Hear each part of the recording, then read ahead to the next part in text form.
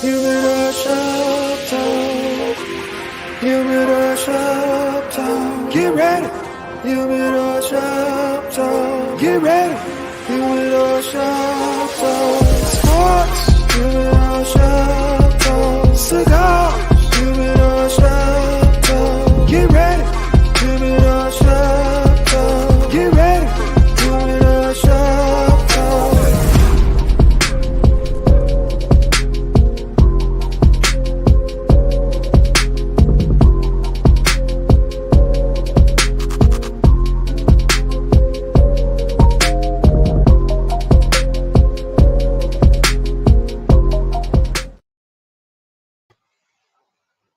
Yo, what's up, man? It's your boy, Mr. SmokeFella. Man, we back at you on this Saturday morning, man. Yeah, I know I move around a lot. I'm in the lab. We up at the cigar shop. Now, right now, I'm on my patio chilling, man. Nice little breeze outside. I said, what the hell? Let's go for it. So, man, we about to get into it as we do every Saturday morning, where we are going to be talking the latest in sports, how we do it in the cigar shops, man. Rough, rugged, raw, uncut, man. So, man, without ado, I got my man Lucky Lefty with me, bringing him in. Matter of fact, he ain't Lucky Lefty today. My apologies. It's Mimosa Luck, because you know what he doing. Good morning. Good morning. Yes, today is Mimosa Luck. It's 5 o'clock somewhere, but I was gifted some champagne, so I got me some orange juice, and I decided to have mimosas on the show today. So Man. I'm going to be a little bougie. Matter of fact, I'm going to have my pinky out. Dude, you should have hit me up, man. I'd have straight up mimosa with you today, man. For real, for real. Cause last second call, you know what I mean? it was the last second play for the last shot. Last shot, I was like, man, I got this champagne, got some orange juice. Don't make it happen, man. You know. So Now you know. Some of the bros clown brothers with mimosas, but I don't care. I like mimosas. And any of them that do be lying, because they'll go out on a date or be at the crib with their girl sipping mimosas, dog, with they getting their toes painted. I don't want to hear that. So today I'm dating. I'm having a date with myself. How about that? Well, okay. Now you're getting a little weird, bro. You're getting a little weird. I was with you for about 10 seconds. It happens. You got a little weird there. What up, big house? Big fella in the building. What's up, big fella? You on early. Usually you don't come into the middle of the show, but we glad to have you anytime that you're on, man. Should have said something. We'd have popped you on in, bro, because I know you always got a lot to say. Literally a lot to say. But man, him and Kev going about them Lakers and Bulls and shit, and Bears and Giants. Hey, I think you just gave me a hee. So, man, NBA playoffs, bro. Y'all want to start it like that? Let's go. Hey, let's go. So, man, you know, we'll start with last night. Last night you had Phoenix and Denver, that last game. It took Book to score 45 for them to win that game. And I mean, KD was KD in that first half.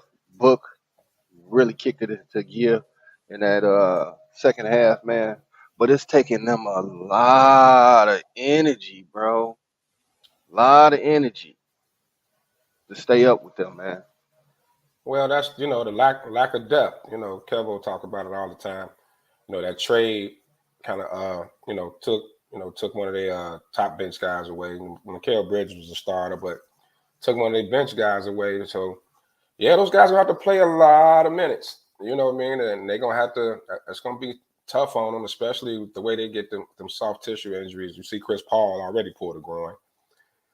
Who's surprised about that? And other news, water's wet. Bro, his groin is one of those little bitty rubber bands that you put on your little daughter's hair when you braiding her hair. Them little bitty rubber bands, dog. And he ain't even got the black joints, dog. He got yellow.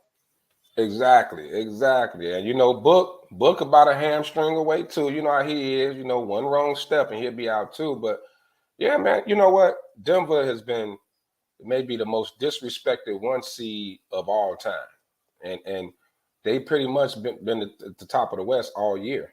You know, they didn't just creep in there. And finally getting This a ain't the chance to first watch time you them. done said that though, bro. Yeah, but finally You said it a lot. getting a chance to watch them now. They got a nice team, man. That's a good basketball team.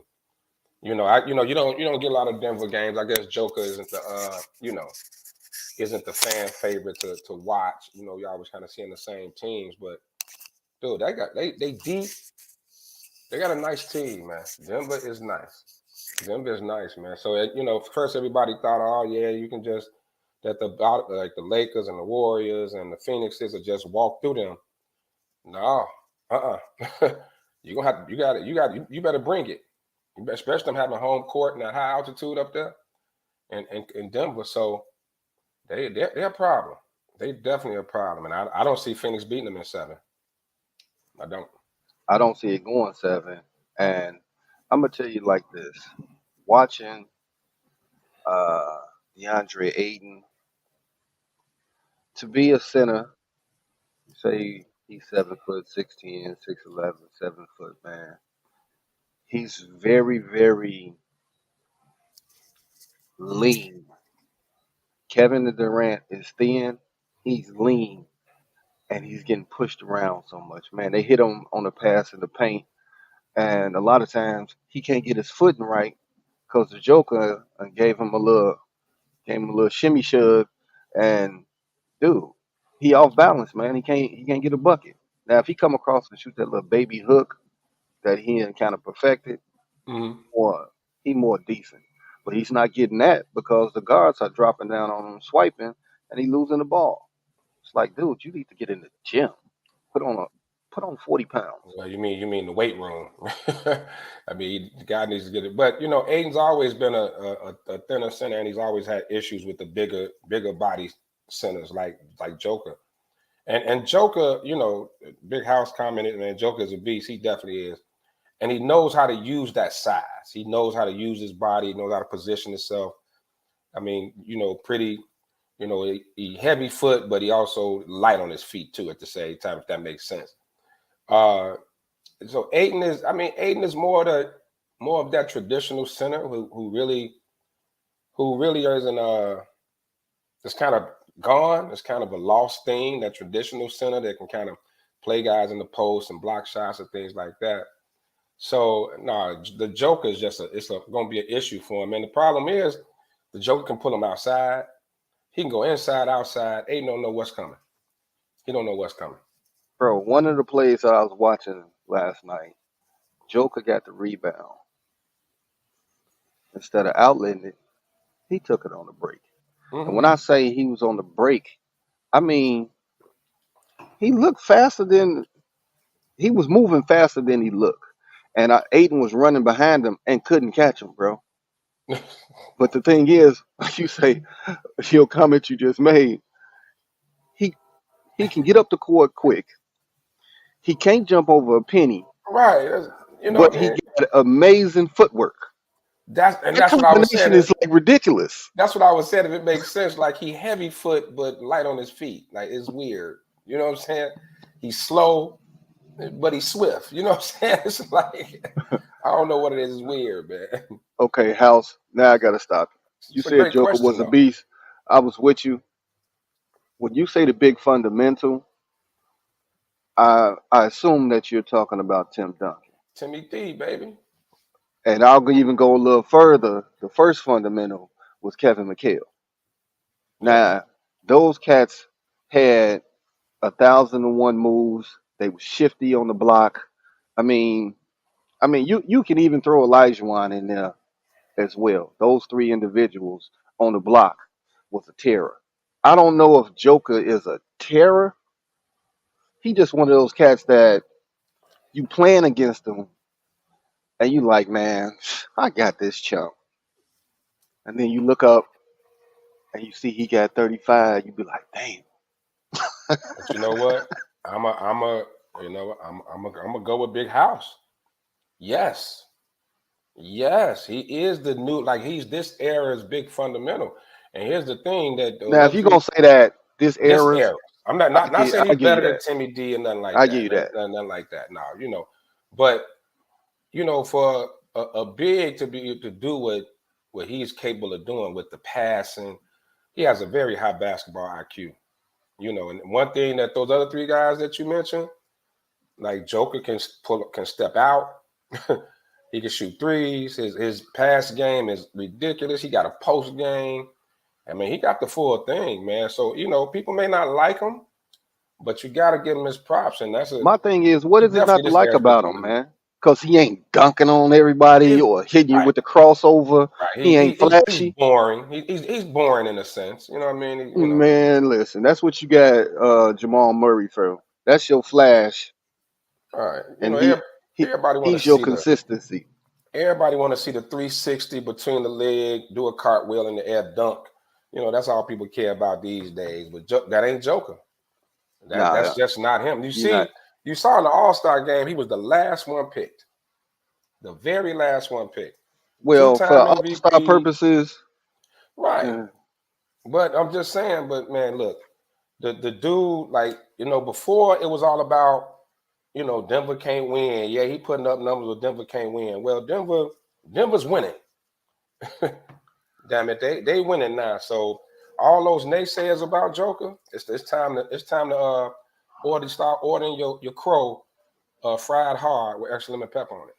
Yeah, I got to give you that because that dude's the truth. He's the truth.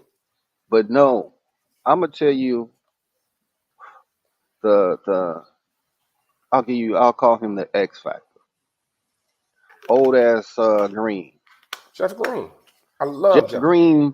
Been around the league, dude. I don't even know. I gotta look that up. How long he been in the league, man? Because he came baseline and got damned out.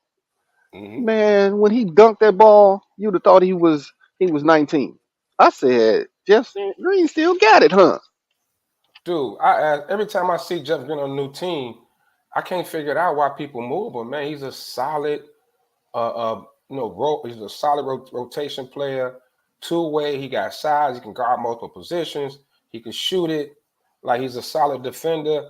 I don't know why he keep bouncing around the league. I really don't. Yeah, I know he old as dirt, but like you say, he still got it, man. Like this dude has been everywhere he goes, he's productive. Everywhere he goes, he's productive. And like he's definitely a guy you want off your bench. And you see what he's doing. You see what he's doing in Denver, man. Like I guess it's just the winning thing, what people don't like, or that kind of makes them fall under the radar. But Jeff Green is man, I love watching Jeff Green play. He is a hard hat dude, and with skills, he can ball. He's somewhat of a two-way player because he's gonna give you the defense all day long. Mm-hmm. He's gonna give you all those things that you want in your hard hat guy, but then some nights you're gonna be like, damn, how he got 20? Damn, he got 15. Quiet 15. I'm telling you. And he can guard, you look at it, with his size, he can guard 3, 4, and even when people go to smaller lineups, he can guard the 5. He's 6'9". He's 6'9". He agile, he can move. Like, man, I'm telling you, I don't know how this dude keep bouncing around. Why he hasn't gotten to one team and kind of just been there consistently and just stayed. He's a good player, damn good player, especially for today's game, how the game is set up. I'll let you answer this question first from House. When you talk GOAT centers, when you're talking Kareem and Wilt and Shaq and people like that, Elijah Wan's, not yet, House. Not yet. I'm not gonna put him in there yet. Definitely I mean, he's working his way into the conversation, but you also have to look at the fact that this is a positionless era. So, somebody with his size and skill set, should dominate the way he's dominating. But, he's not going up against other great centers every night or every other night, like those, like the people we mentioned before. It's not, you don't have no Ewan Elijah Wan battles, no David Robinson, Elijah Wan type battles, no Shaq versus Mutombo, Ewan. Like, we ain't got that. Right. You ain't got the battle with the bigs. Right. So it's kind of hard to put him in that conversation. But hey, man, he get a couple of rings on his finger. We could talk about it. Yeah, now that's the key. Yeah. Now, let's see, Lefty. Then we get in there. You know, you got the people that want when they talking about greatness, they be like, "Well, why you got to put rings in there?" I mean, dude, the rings solidify you. You know, solidify your greatness, your legend. Rings have to come into the conversation. It is what it is. You can't you can't have an argument about greatness. And Rings didn't come into play until the Jordan LeBron debate started. oh That's when the man, ring here thing you came. go with your conspiracy theory. I'm just saying that's when the ring count became so important because there was plenty of guys who were considered great without rings or before rings. Some people were calling Jordan the GOAT when he only had 3 rings after the first 3-peat that he was the greatest ever to do it. Some people said Magic, some people said Bird. And they didn't have, they only had Bird had 3, Magic got 5, nobody talked about Russell's 11 and this, that, and other. When the ring count started with the Jordan LeBron thing. So it is a thing now. Same with the Tom Brady. That went over into football now with Tom Brady. Well, hold on, Lefty. Calling him the GOAT. Let me take you back. Mm-hmm. Bird and Magic. Who was better? Who won the chip? It mattered back then when it came to them. No, it didn't. The Bird Magic debate never involved rings. It Never involved involved rings. about winning the Rings were never championship. part of That the was a argument. ring. No, I'm just saying it was never because Magic had 5, Bird had 3. But a lot of people still had Bird and Magic on the same scale, at the same level. Some people even think Bird was better than Magic. So the ring thing didn't come into account with them. Well, It did not. that we'll have that debate at another time with Right. them two. Yeah, Mm-hmm. because that's a debate to have, bro. Yeah. That's a debate to have, you know. And okay, Vernon is always the spoiler. He always that kid in the back of the class that got something to say after the teacher. You know, Right. If if they're they trolling, I trolling, say Robert. they'll say Robert Ory. It's always Facts. one. It's Facts. always one. But Facts. okay, you you want to say Robert Ory, you might as well say Judd Bushler, John Paxson, Steve Kerr. They were role players that got that ice because they was with a legend. They was with a star. Yeah. I mean, think about it. Bill Russell was never considered the GOAT, and he got 11. How many does Havlicek have? And all those cats. None of them have been considered the GOAT. This ring thing just started with the Jordan LeBron thing. Now all of a sudden it's the main factor with everything. So if we're gonna count it, we're gonna count it. For Joker to start getting that conversation, you have to put a All couple right, rings in. I'll give you that. If we're gonna count it in one aspect, you got to count it You in gotta the other. count. I Right. get So you. he I need get he so he needs some hardware other than MVP, other than league MVP. you. Hey man, what your shirt say? What's that? Smoke Essence. All right. Shout out to Grip and Leslie. This day gear. Check them out, man. You can catch them on Instagram. See them all over the place. You see us rocking it. Always supporting our people, for sure. Support them, but I'm gonna tell you this: for everybody out there, I give y'all a warning. When y'all see Grip, do this. Don't shake his hand, man. He pull your rotator cuff out. He Vice didn't grip get the for a name reason. right. His name is Vice Grip for a reason, bro. I'm still recovering from last Saturday. My Shout man, out to Grip. Grip, I man. saw My Grip. I man. saw them last night. In fact, we got a picture on Facebook and Instagram now. All 3 of us is rocking the gear. So yeah, you check that out. But yeah, check them out, man. Comfortable gear, jogging pants, jogging suits, all type of jackets. They got the whole shebang over there. That's what's up for the cigar world, man. The leaf. The leaf is where it's at, man. I mean, uh, we always in the cigar shop, man. We talking sports, we talking politics. I mean, any relationships. I mean, anything you got, it's being discussed in the cigar shops, man. And plug out to Humidor Shop Talk, cause it's back. The Yes, the return, baby. the Smoke Fellas got another show, and it's called. If you don't know, it's called Humidor Shop Talk, Raw and Uncut. Now we talk sports here on Humidor Sports and Cigars, but on Shop Talk, Oh it's, yeah, it it's get whatever. Get a little raunchy. Yeah. What'd you say?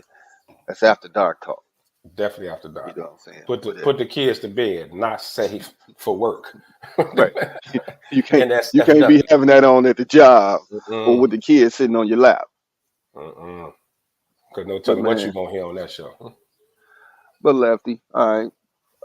Before we get into some of the other games, um, Milwaukee Bucks, Budenhauser. See you later. Now a lot of people are like, what? But I do remember a year before they won it, he was on the hot He seat, was on the bro. hot seat. He was. You And know, and you called it. You definitely called it. I was shocked. I wasn't. I mean, he just won a title 2 years ago. I mean, some guy, hell, Doc Rivers keep jobs forever off that one title in Boston. Hey man, don't get me started there. I'm just You know, saying. He my living off feelings on that that, title in man. Boston. I mean, goodness gracious. I mean, he's a good dude, and maybe that's part of the effect. But Jesus, man, come on, Doc. He is eating off that one title in Boston. Eating. So I'm saying for Budenhauser to get it, it had to be something more. Now I listening to a report that Giannis was never a big fan of his. So that probably played a part in it. So it just kind of gave him a reason. And Giannis is up after next year, something like that. I Is that believe. because he was never playing his brother? Well, his brother shouldn't play. So I don't know if that should be the reason. But I don't know if I don't know. Yeah, so and that's something that that was kind of kept in house. That Giannis was never a big fan of his. You notice he didn't come out and defend him when he got fired. No, he The didn't. question is going to be who do you replace him with? A lot of times things that are not said tell the whole story. Wow. For them to pop him after what Milwaukee hadn't won the title since Kareem back in the 70s or some shit like that. For him to take that team where he took him to the point where they won a championship, and then 2 years later, even though it may have been the biggest, I'll say it, Giannis don't like to say it, but failure overall as a team, not as a player, but it may be the biggest fail of all time because they were the Vegas odds out on favorite to win the whole thing. They didn't get out of round one. That's bro. strong. So That's strong, man. That's You don't heavy, get out man. of round one. And now, don't get me wrong with Budenhauser. I've been critical of him, but I've only been critical of him because of adjustments. He couldn't make adjustments on the fly, and from the first half to the second half, he didn't make the necessary adjustments. I mean, it was evident in this series how Jimmy was cooking them from jump ball. So when you go in the locker room for that 20 minutes, you and your assistants supposed to be putting your head together. What can we do to kind of slow Jimmy down? And I mean, sometimes when the player's just hot, he hot. I get it, but you got to make it more difficult for him. And they didn't. They just kept trying to use Holiday to guard him, and he was cooking them. You said it. You said it. Whatchamacallit should have jumped up and said, "Let me take him, coach. I got him." The Greek should have said, "Okay, I can bother him. I'm longer arms. You don't have to get up close on him because your arm's long. When he goes to the basket, I mean, it is what it is." Yeah, I mean, you know what? I just watching that series, man. It just felt like Miami started bullying them around, and that should never happen to a team with possibly the best player in the league on it. Middleton didn't have a great series either. I mean, and we always talk about him being a big key factor in that. And man, Jimmy gets in those zones from time to time, but they still should have been able to stage that off. They should have been able to kind of hold them off. and you know, even if it went 7, for them to lose the way they lost, it was pretty much embarrassing. Good morning, Timothy. May God continue to bless you and your ministry. Carry on. Hey, man. God bless you, sir. Listen. You kind of said it when we were talking at the shop. As though Udoka, like, damn, I should have held out. Because imagine him taking over a Bucks team. Oh my God. Hide your wives, but shoot, put up the banners. Man. Hide your old lady. Hey. But you know. Hey, he was literally gonna be on that cheese and wine. Man. So initially, because when we were first talking about it, and not knowing that the Milwaukee job was gonna come open, of course, I thought he should have took Toronto. That's what I was thinking. You did say that. You did say that. I was thinking he should have held out for the Toronto job, but I mean, you know, I wish him the best luck. Houston got some couple of young gunners over there though, and if they end up with that big boy from France, Winterbum, whatever his name is, they end up with that dude. They could be a problem. Nobody can pronounce his name right now, but if he come in and be that superstar that they think he is, everybody gonna know that name.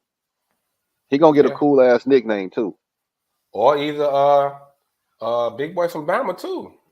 You know, Pistol Pete. What's his name? The one with the Miller. Yeah, Anthony Miller. Yeah, Miller. He if they get him. Hold on. Wait a minute. What happened? What did you call him, man? Pistol Pete. Pistol. Come on, man. Yeah, Pistol Pete. Come on, man. Yeah. He's that's gonna be his nickname in the league, Pistol. Yeah, for me, Pistol Pete. Put the guns up, brother. Get your life in order, man. You're about to be a millionaire. You're not doing dumb shit like that, man.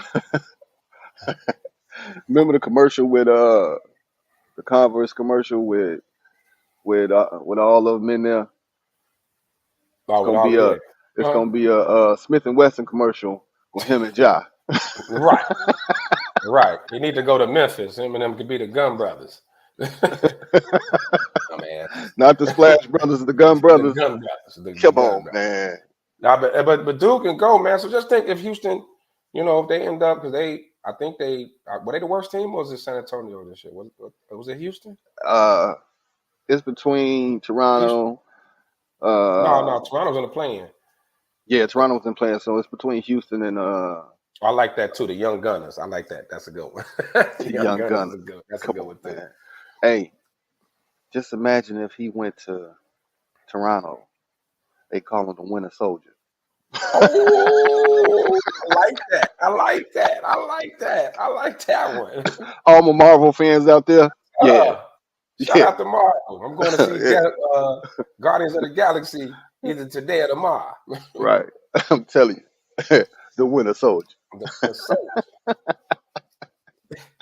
Man, that's what you get here. This is how we doing it in the cigar shop, man. This is Humidor Sports and Cigars by way of Sports Zone, man. This is what we do, man.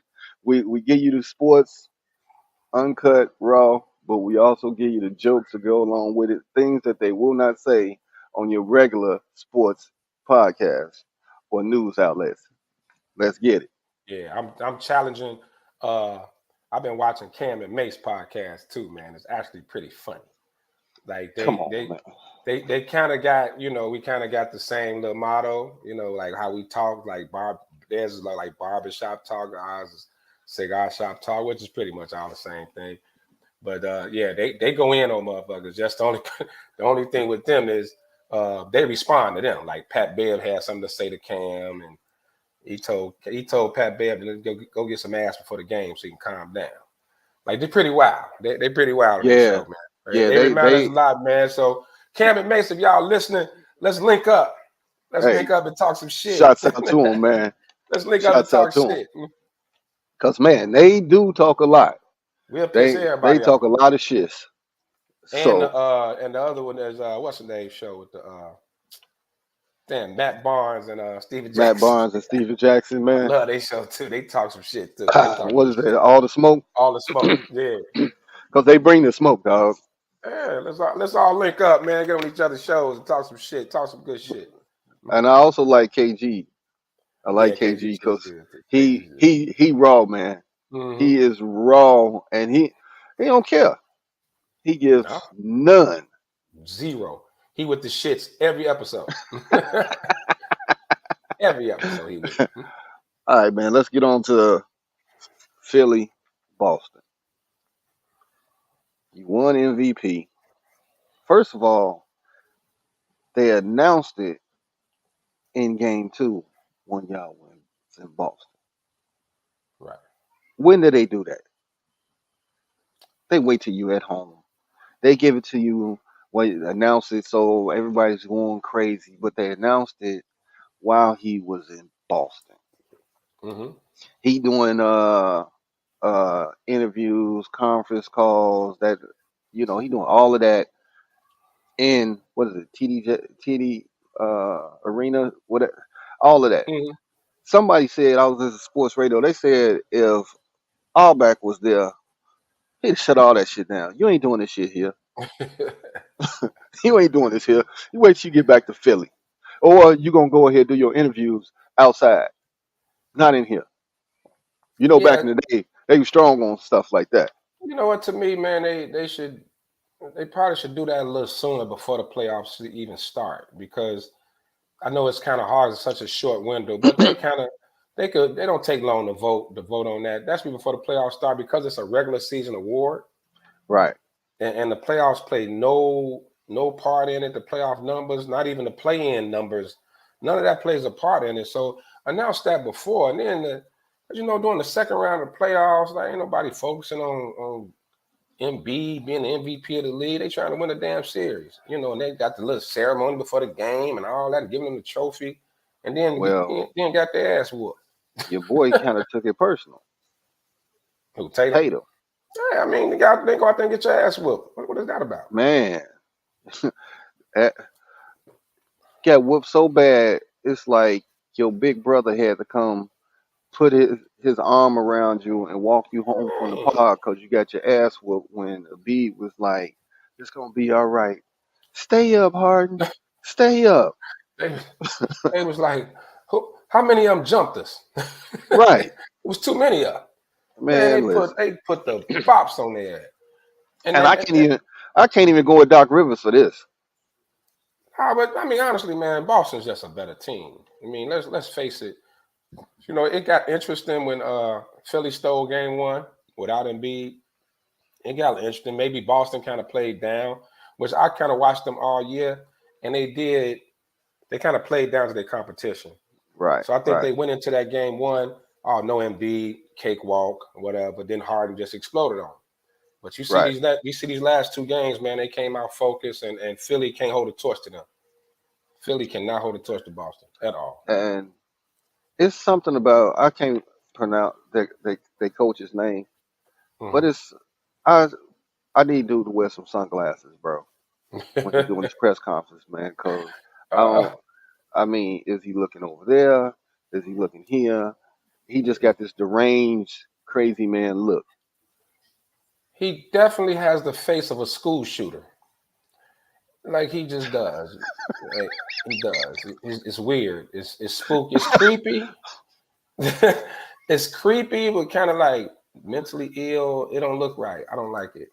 I'm not a fan. Bro, this morning I was trying to solve a crime before the show, so I was watching Law and Order with Benson Stabler and Oliphant, and it was about a school shooter, and he had that look, bro. So you own to something. Look, man. He kind of got that look, man.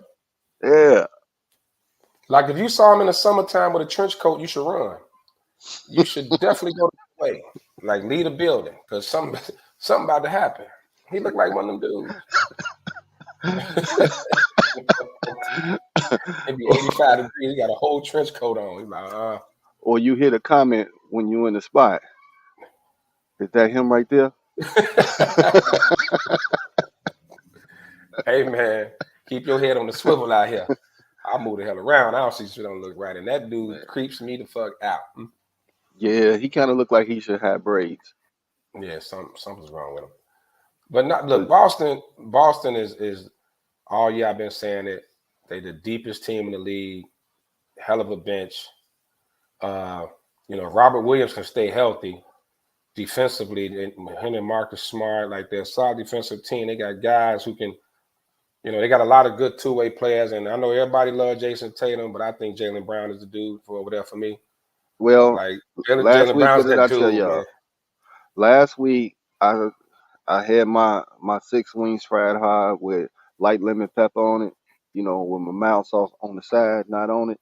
Because remember, I said that they needed to split up Tatum and Brown. But as I have watched them very closely this year, man, they 1A and 1B. And they play off each other so well, man. And, I gotta call him the Mask Avenger. Ever since he put that mask on, Oh yeah, he just looked terrifying when he coming down the court and he hit you with that cross, that jab. I mean, there's no way Tatum could carry that team without him. Like they wouldn't be nowhere near as good. Tatum would get his numbers, but this team would not be as good without Jaylen Brown. and you know me, I'm quick to say Batman, Robin. I can't say that with them two. No, they more like Iron Man and Captain America, which I really don't like Captain America. So I'm gonna say Thor. They like Iron Man and Thor. Like Come on, they man, both you don't like Cap? No, man, I don't like Because Cap. he a goody two shoe and you was always the bad boy. Is that what No, it is? because my man comedian Ryan Clark said it best. Like, first of all, he got stuck with a dirty needle, so that's steroids. So he didn't even get his powers legit. Secondly, he was fucking Captain America during slavery. If you look at when he became Captain America, where the hell was he at? I know he got frozen ice and all that shit, but it was Jim Crow and all type of shit going on. Fuck him. I don't like him. I don't like him at all. And his suit is like, the flag is Puerto Rican. It ain't even the American flag. Come on, man. He's horrible. Yeah, he should be Captain Puerto Rico.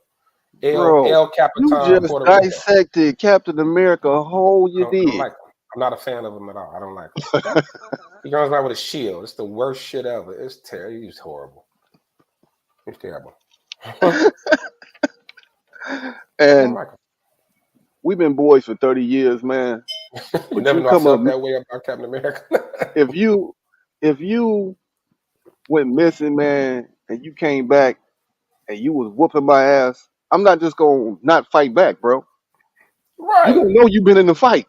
Right. I'm just not gonna let my boy, the Winter Soldier, just beat my ass. He let his boy go kill people. Come on, dude. I ain't no fan of his at all. Yeah. No, and I did lose some love when he knew that Bucky killed Tony Stark's parent. Yeah, man. Come on, man. He the one that created you. You supposed to end him yourself. What type of friend is that? I hate it. I hated the movies. I did like Winter Soldier. That was a good one. Civil War was good too. But I just don't like him personally. But yeah. Okay, let's get back to the sports. You find out a lot about your friends, Sean. 30 years I ain't never know he had a disdain for Captain America like that. I don't like him. Damn. And I would call him racist, but he run around with Anthony Mackie with Falcons, so I ain't gonna call him racist. But yeah, go ahead. I don't like him. All right. You got the Knicks. Man.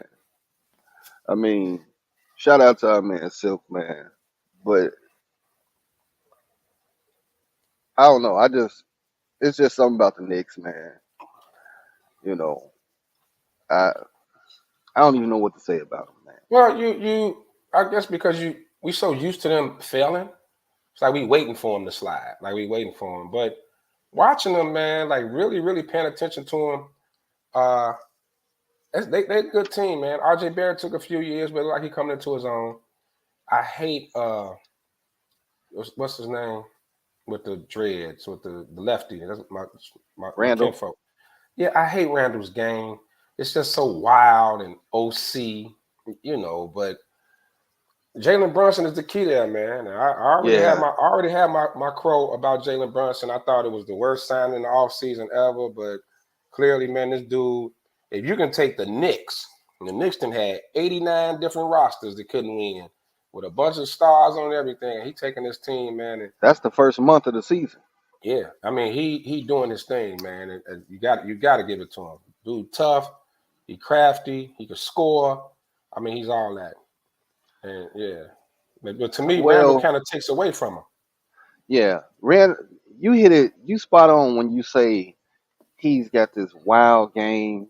You know, if you never played basketball, whether you're in a park, actual, organized, when you play against a player that's wild like him, you get in an ice bath after the game Oh yeah, because he beats you up and you on defense. right. Who's a hack on offense?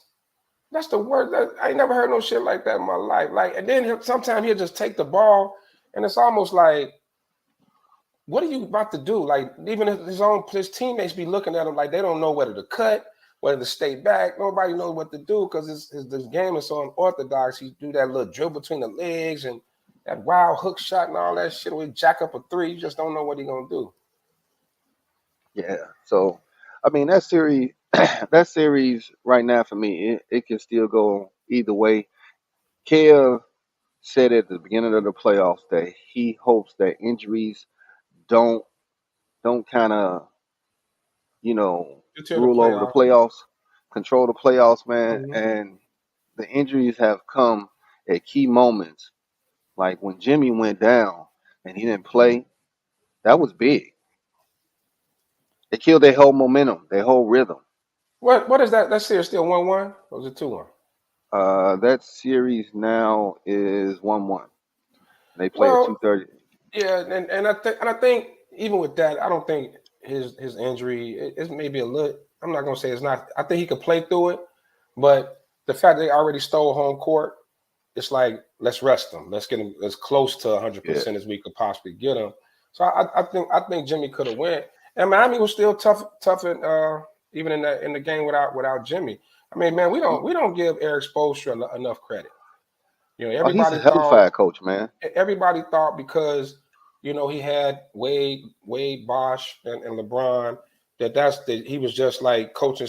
People used to say Pat Riley was calling plays from the up in the booth and shit like that. Like he never got credit, but that team is always tough. They play hard.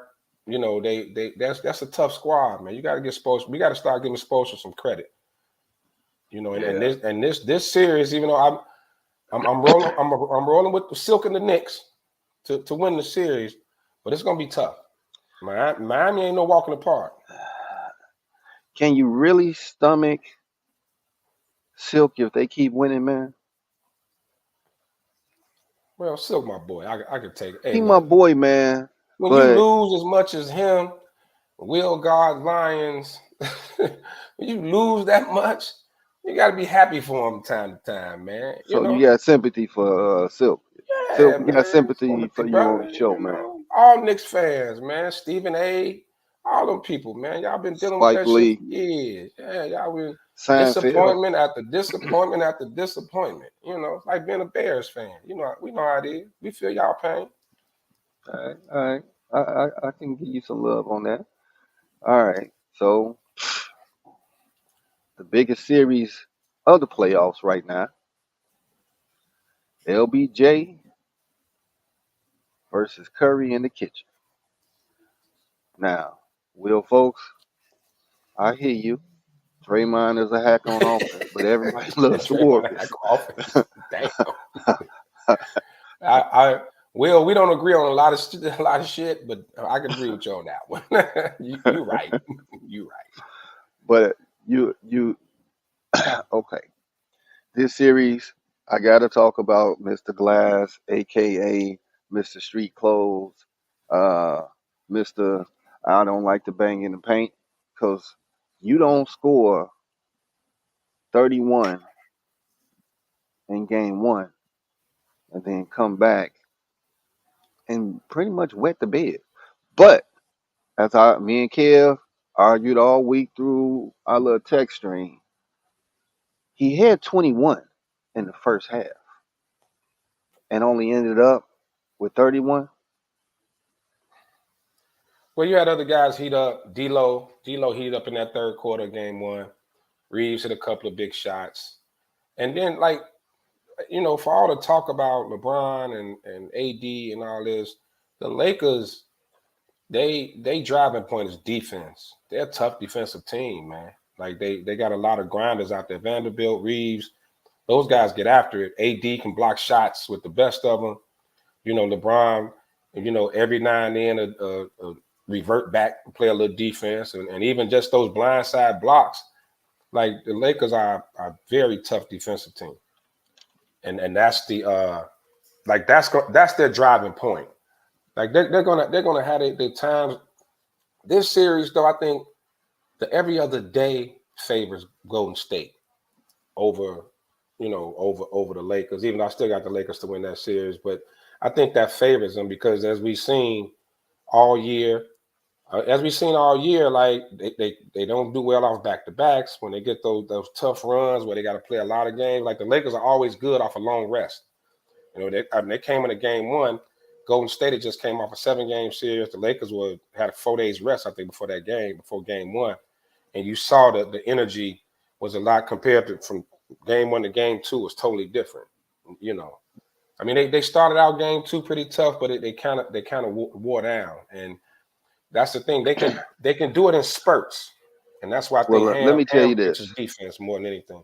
I'd be remiss if I didn't mention this because I need the NBA to have the same energy because what's the little German guard, Schroeder? Mm-hmm. Why wasn't he thrown out the game, bro? Where he purposely pulled Draymond's knee. Now, as I looked at it, okay, I've used some plays like that, being a small guard and all of that. Big man set a screen. I did some dirt. Okay? I have. But he pulled the man's knee. Now, is it because he was short? He was just trying to pull his leg and so he couldn't roll? I get that.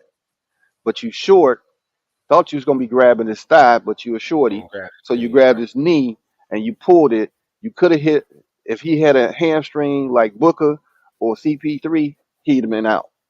Oh, definitely. But he only got a flagrant one.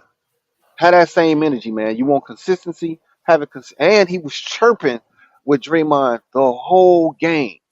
Yeah, but the issue with I think it's what they talked about with Dylan, even with Draymond. It's your history.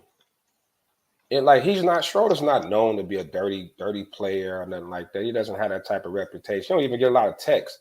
He's not even that type of dude. You rarely see him chirping at the refs and things like that. Yeah, he got I just from watching him over the years, I don't think he did it with the intent to hurt Draymond.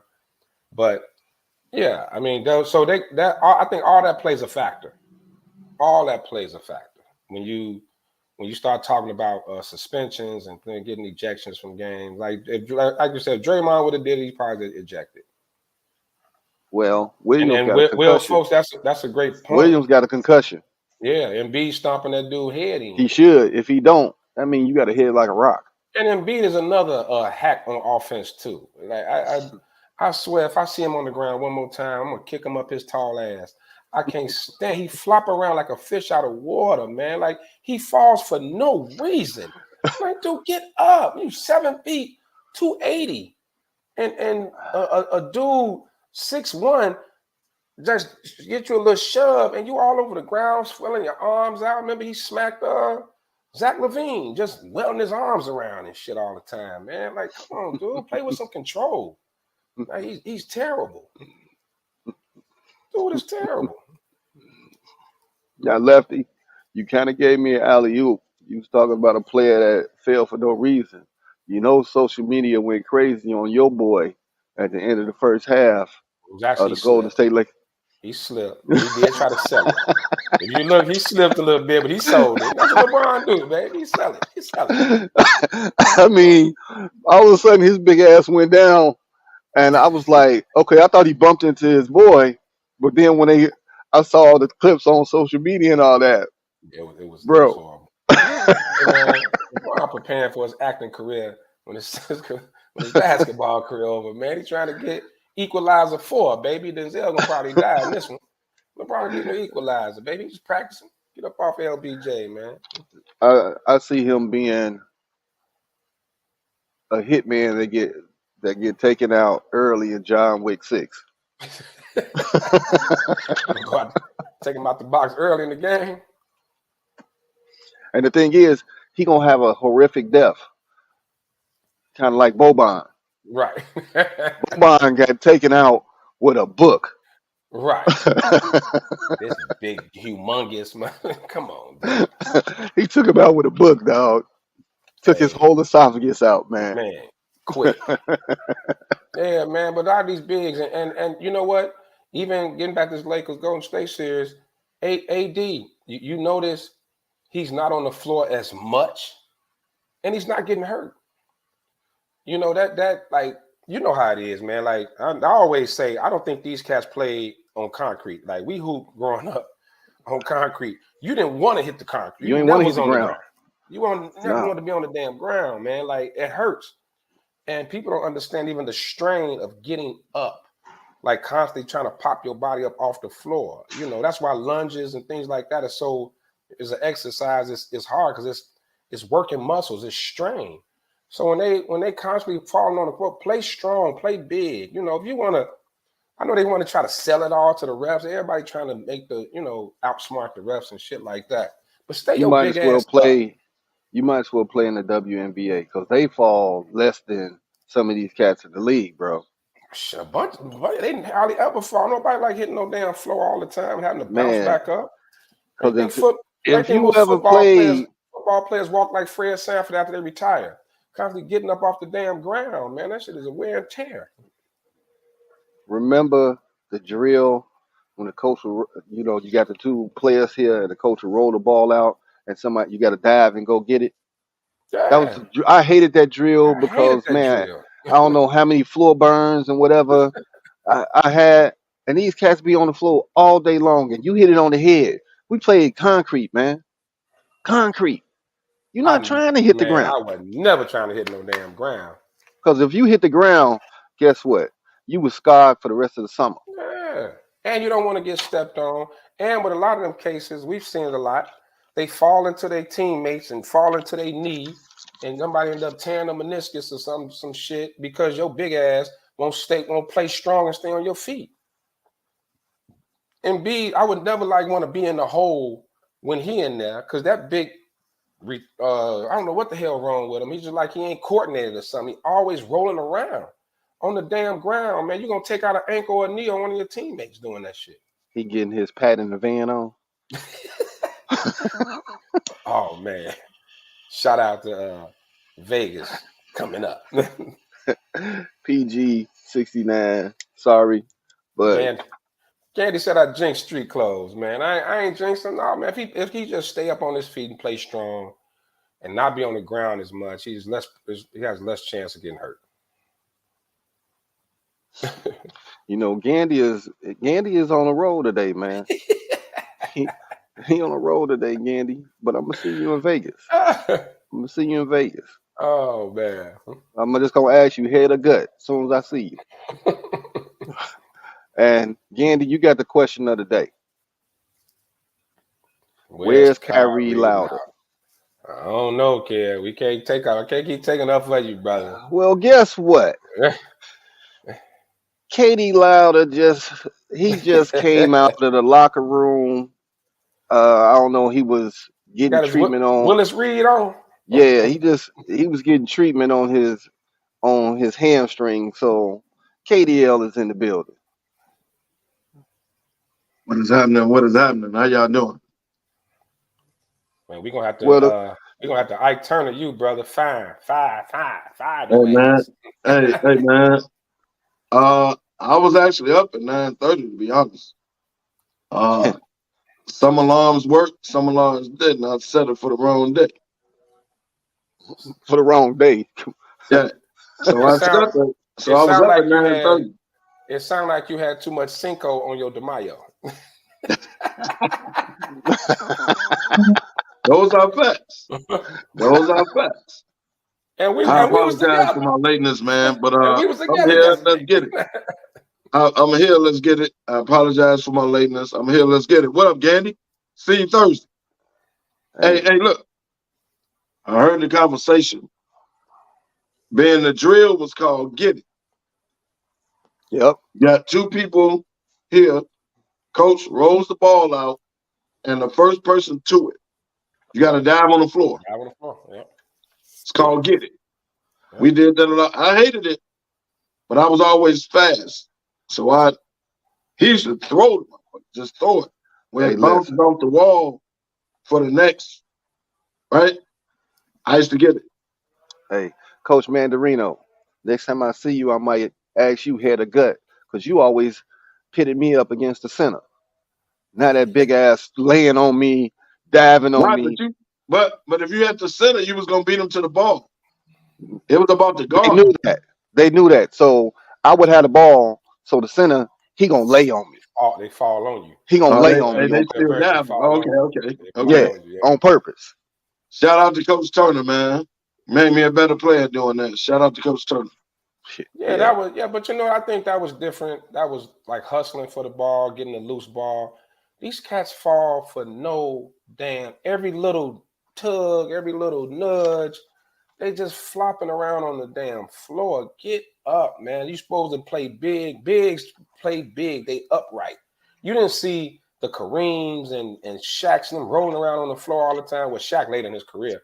But you didn't see Elijah and them constantly on the floor like you see these bigs today. You don't, and I'll get Joker props. You never see Joker on the floor.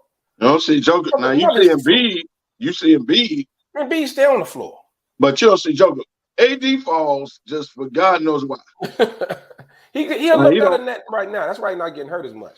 Hey, when they turn the AC on in the stadium, it blows him down. Yeah, for no reason. Now, question for you, for both of y'all. KDL, I know how you gonna go because you already made your comments about the Suns. But if the Suns go down in the gentleman's sweep, that's the 4-1. What is your thoughts on KD? Now, Kev, you said, oh, they don't have a bench and all of that. But I'm going to tell you like this. Before the deal was done, they knew that going in. But they said Booker and KD, they can do it. They can do it. So, Kev, I'm going to let you go last. Lefty, your thoughts on it. Before you go, Lefty, hey, Jerome Gandy, don't you ever bring up Sam Kimelli in my life. Carry on. Yeah, you got to raise your camera. Your head cut off. Carry on. Yeah. What was the question again, man? My bad. You said KD. He trying to put this on KD. That's why he made me laugh. Go ahead. I'm not trying to put it on KD, but what I'm saying is KD has jumped from OKC to Golden State to Brooklyn. Now he's with the Suns. What does this do for his legend, his career? You know, let's talk about it. Well, we kind of discussed that when he came out and said about, I just want to play ball. I don't care about rings and people saying and this, that, and other. All of a sudden, you know, to me, it was a cop-out. It was a cop-out. You, Kevin Durant, you still one of the best players in the world, one of the best scorers of all time. Like, you just are. And the whole thing with him is, to me, he needs to win one outside of Golden State to solidify his legacy. So it'll be another failure for him if he doesn't.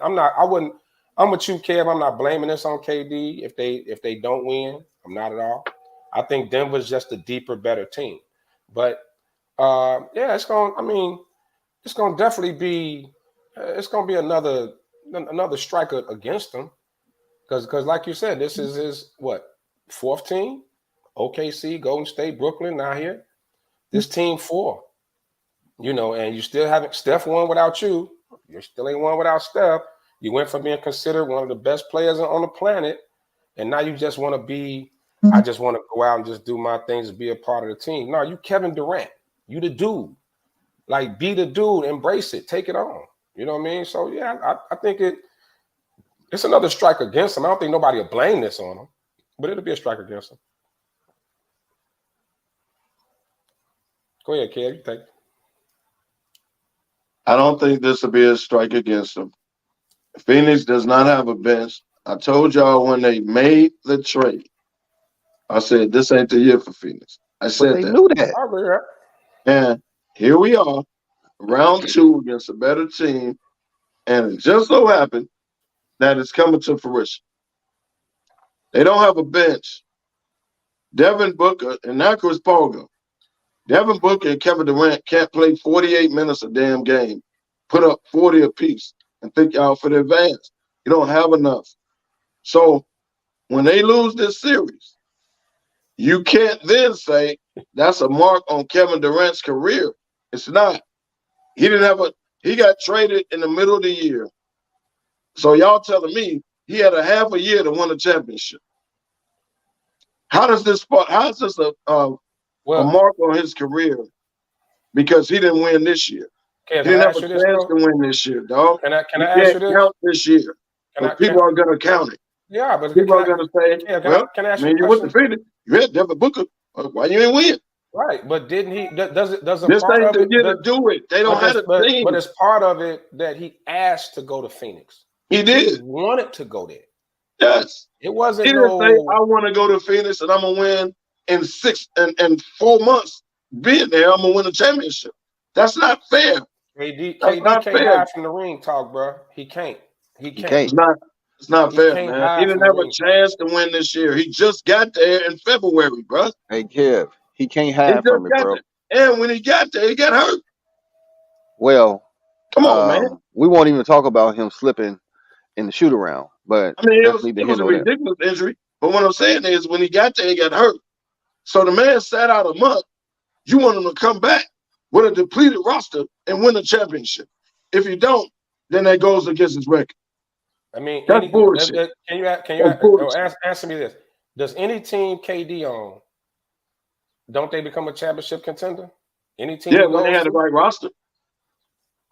No, I think everywhere he goes, he's a contender. They don't have a bench. He didn't have a bench in Brooklyn. Listen. If Phoenix gets a bench over the summer and they retool their roster a little bit so he has some firepower coming off the bench, then it's right for you to next year. It's right for you to put him in that category. They got to win the championship. I agree. But with this team he got traded to, the reason they traded him was to give up the damn bench. You can't expect him to walk in there and win no championship, especially he got hurt when he got there. And he was coming off injury when they traded him. Come on, man. You got to factor all that in, man. Let's be fair. So public perception is going to be against him, though, bro. You know that's right, man. That's not right. KD is top 5, top 3 in the league. Are we correct on that? Oh, facts. Okay. I agree with that. This is what my knock on KD is he does not make people better on the team. Last night, case in point, Aiden. You know how many points he had, Kev? 4. How many do you know what? 4. That's your starting center. Your starting center, and he averages way more than that, but you got 4 points the whole game. Yeah, but KD ain't never been no distributor either, though. He a scorer. Okay, you want to talk about that? He's a scorer. You want to talk about that? DeAndre Ayton ain't played good the whole damn series. The whole series. That ain't KD's fault. Joker took him to bed. You gotta make your players that suit up with you. He's not an assist man. Don't do that. You gotta make your players better when you know that you got a bench. Let me stop you. Don't have a bench. You gotta make somebody. You gotta get a Jed Bushler out there, somebody that can hit a shot unexpectedly. I agree with that. The dance, somebody got to step up, and the leader. Well, he ain't the leader of that team. It's Booker. I agree with you. A GFY to the dancer. But look here. My cousin. Look here. KD, don't do that, man. Don't do that. That's not LeBron that passes the ball, scores when he wants, right? That ain't him. KD ain't never been that dude. Don't do that. Don't put him in the category of him having 10 assists. That ain't him. DeAndre Ayton ain't scoring because DeAndre Ayton ain't scoring. Don't do that. DeAndre Ayton has his own issues that he needs to solve now that he got that money, right? Now that he pouting at the coach, he has to play better. He has to figure out his role in the series. And with Chris Paul gone, he needs to be more of a scorer. He has to figure that out. That ain't on KD. Because why you ain't blaming Booker? Why you ain't blaming Booker for giving him the ball?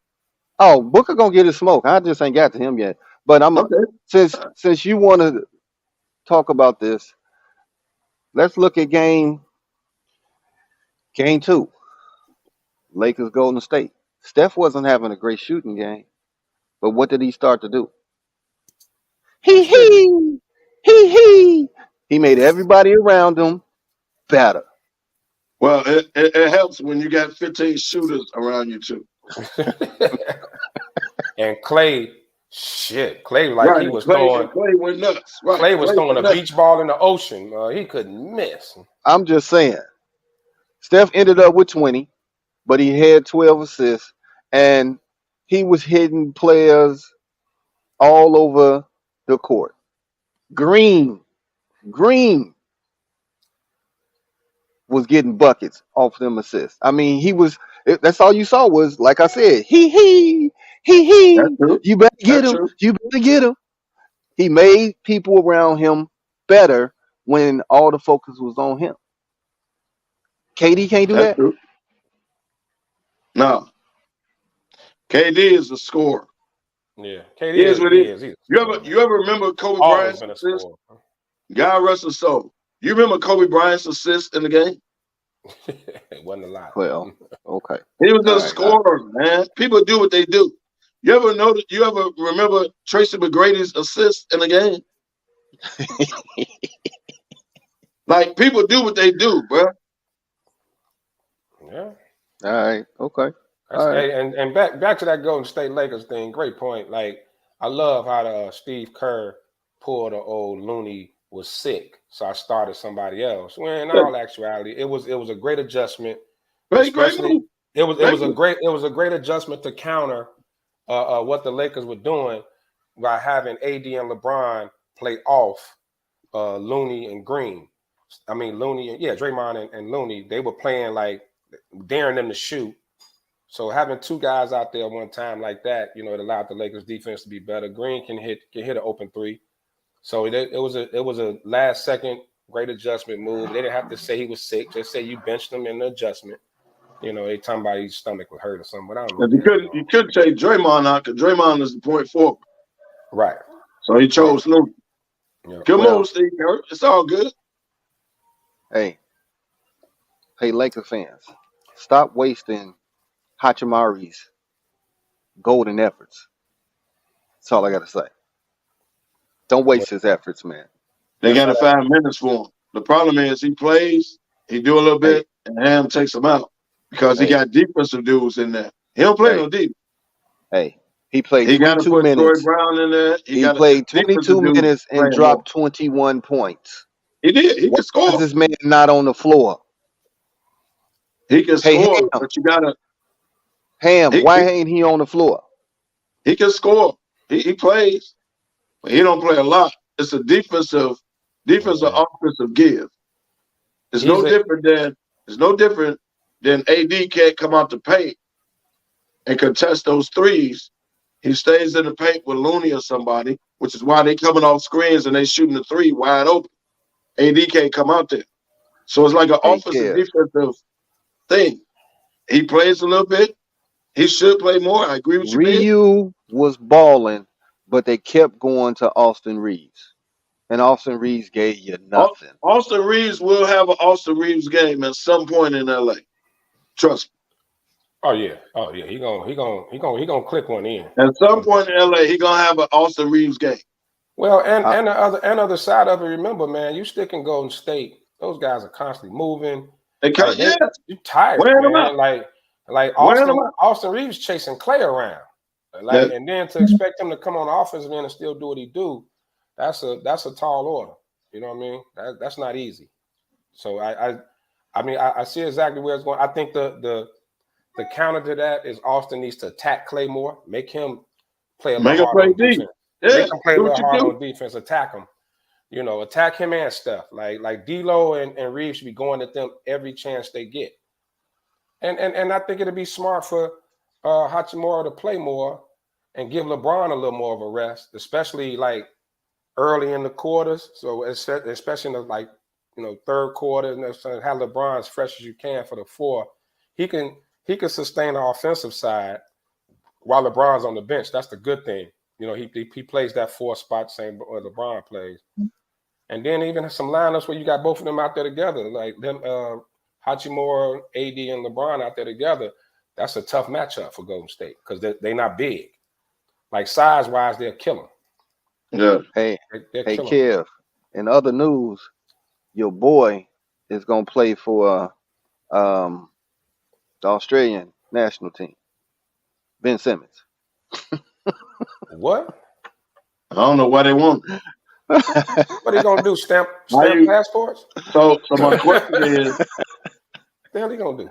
How you can't play for Brooklyn, the team that pays you, and all of a sudden you healthy enough to play for the Australian team? Brooklyn just asked themselves that question. I just thought I'd throw that out there, man. You know, when I saw that, I said, "You gotta come on, man. Are you kidding me, man? Are you kidding me?" Lakers by 10 tonight. Now, before we move over into Lefty, we're gonna go into your Lefty logic next, man. Where we're gonna get into some NFL. But I did want to talk about Stephen A's comments about Steph. Why don't we talk about Stephen A's comments about AD? It was spot on. Well, go ahead. I mean, water's wet. But his comments about Steph replacing LeBron on the Mount Rushmore if he beats him and wins another championship. Let's talk about it. False. KDL, what's your thoughts on that, man? False. I'm not a LeBron fan, right? I'm a Laker fan. And LeBron's defense, that's ridiculous. Right? I know we get caught in a moment. Steph run off 50. Steph do Steph. Steph hitting everything, going to the hole, he doing floaters. And Steph is cocky too. See, Steph gets away with a lot of shit talking too. Don't nobody say nothing about him because they like him. He's a shit talker too. Jordan Poole's is worse. But Steph, he does a lot, man. He does a lot. Gotta watch him.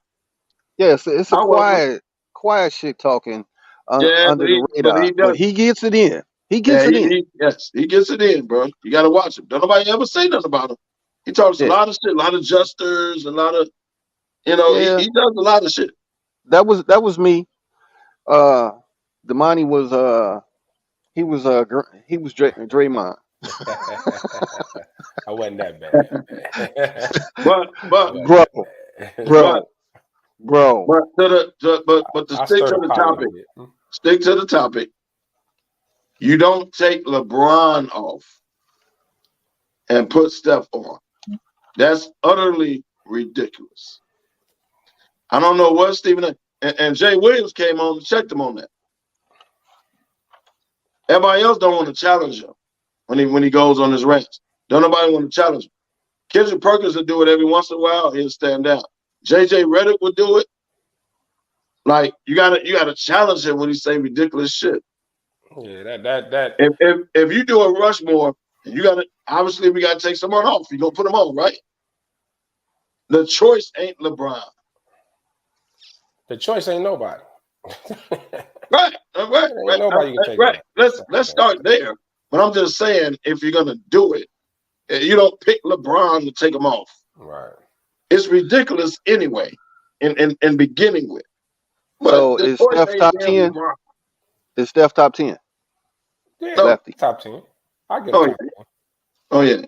You ain't got him at 10? I got him about 9 or 10. I got him down there. Who you taking off? I'm not ready to replace him to put him over any other the Jordans, the LeBrons, the Magics. I'm not ready to put him there. I mean, Steph, greatest shooter of all time. Right, exactly. That's the question. Like Steph, clearly greatest shooter of all time. Like, let's give him that. The boy can shoot the lights out.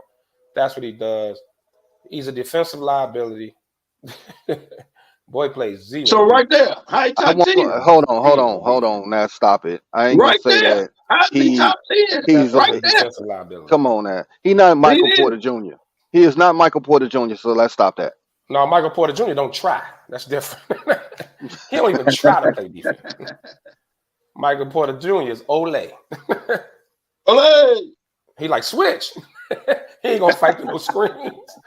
Michael Porter Jr. ain't doing shit. He yelling switch and ain't even nobody. He in a one-on-one situation. It wasn't no pick. He like switch. Hey man. Hey, let's go ahead and do it, man. Let's. Whoa, will we? Oh, will we? Some may say liability. Magic was a defensive liability. Hey, Will Wheat, you watch your mouth. Magic Johnson stays in the top 10 regardless. But when you talk about, I mean, he got a point. I mean, Magic Johnson stays in the top 10 regardless. You watch your mouth, Will Wheat. You got to look at it like this with Magic. Magic wasn't a great defender, but think about it, man. Most of the time, he was guarding guys faster than him because he was a 6'9" point guard. Yeah, he was 6'9". Right. So now Byron Scott usually took the smaller guards or whatever, and he would end up sneaking a 2 or 3 or 4. Hey, Lefty. Lefty. Mm-hmm. Dennis Johnson and Danny Ainge worked Magic. Stop it. Did what? Dennis Johnson was the defensive dude. Right. Dennis Johnson was worked Magic. They work Magic. Danny Ainge in the damn conversation. Come on, man. They work Magic. Danny Ainge was the shooter. Dennis Johnson was the defensive dude. Don't you put Danny Ainge in the same conversation as a defense conversation? Don't do that. Man, I don't I'm know. not saying they was defense, but they work Magic on offense. That's what I'm saying. Hold on. Hold on, the fumes from that car wash behind you, but I think you high. Dennis Johnson and Danny Ainge also worked Mike. When Mike had 63, they had 20 and 30. Right. So let's compare. One dude had 63. The two of them had 30. Hey, that's 50 points. And when you scoring 63, you ain't playing that much defense. Well, those are facts. Those are facts. Hey, let's go ahead and switch it up. Sean, give us that Lefty logic, man. And let's hear what Lefty has to say on the NFL. Let's go. Let's get it.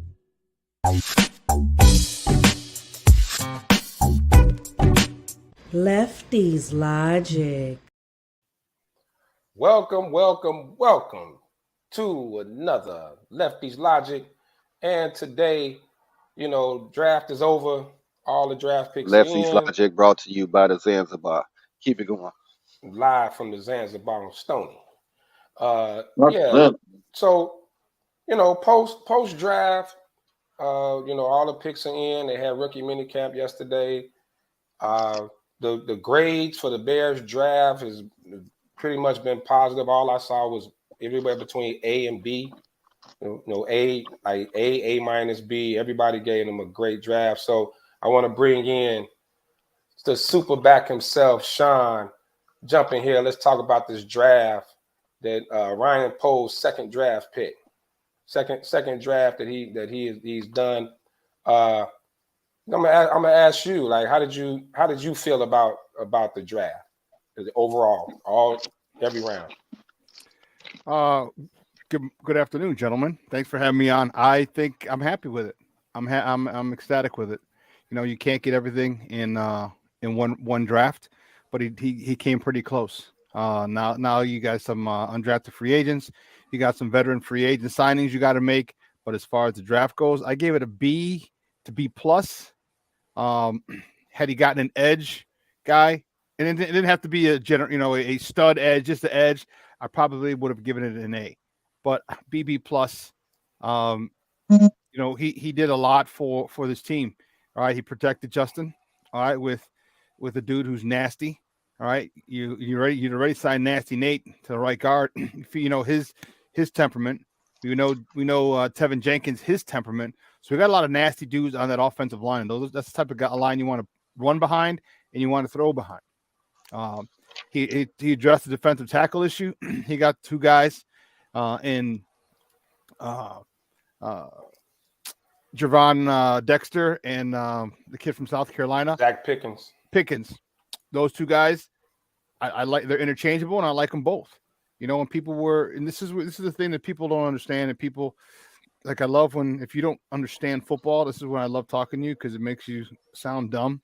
People are talking about his lack of production at Florida, all right, and they're talking about Javon Dexter didn't do this, didn't do that. His takeoff's not very good, and then Ryan Post told you what his situation was, and Javon Dexter told you his situation. The type of scheme that he was in, it wasn't for him to be a penetrator. It was for him to stalemate, to read and mirror what his offensive lineman was doing. So if you're going to mirror somebody, your job is not to penetrate. Your job is to stay at the line of scrimmage and move with that lineman. Yeah. So if you're moving with that lineman, you're not going after the quarterback getting sacks. So his sack numbers are low because that's it. He's creating bottlenecks and exactly jamming things up.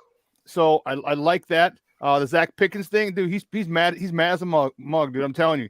He was like, you heard him. I'm gonna be 10 times better in the NFL than I was in college. And he was good in college.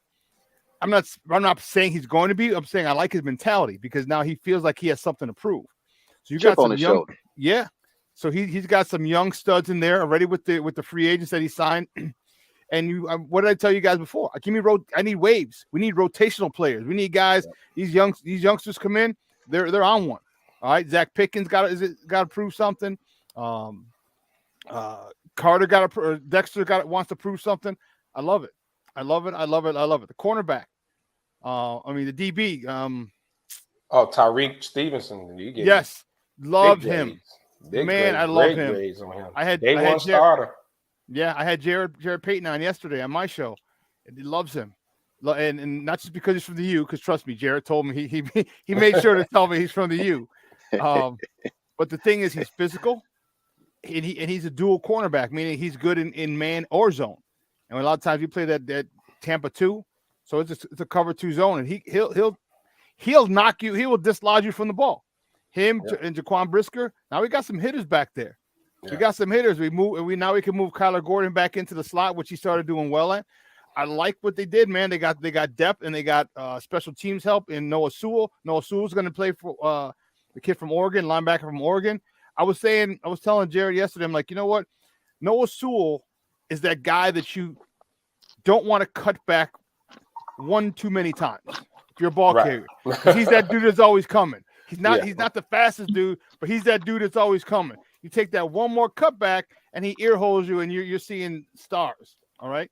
So I like that. I like the kid out of Stanford, so safety.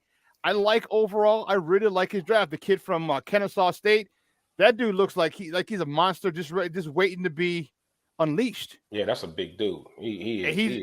So he dominated at his level, and that's the thing you got to do if you're getting a guy from a 1AA or 2 or 3. First and foremost, you got to see, do they dominate at their level? Because if they don't dominate at that level, there's no reason to take them.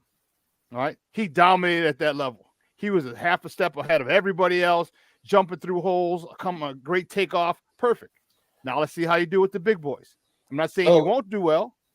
So with that being said, because we talked about day 1 and 2 picks. So out of the day 3 picks, Roshan Johnson, running back, Tyler Scott, wide receiver, Cincinnati. Yeah, we didn't get to day 3, but oh man. Yeah, Noah Sewell, who we just talked about, Terrell Smith, another corner who they say is pretty tough as well. Minnesota, Travis Bell, defensive tackle, and Kendall Williamson, who you just mentioned is talked about as well. So out of those day 3, who are you most excited to see? Like you really want to see? Wide receiver.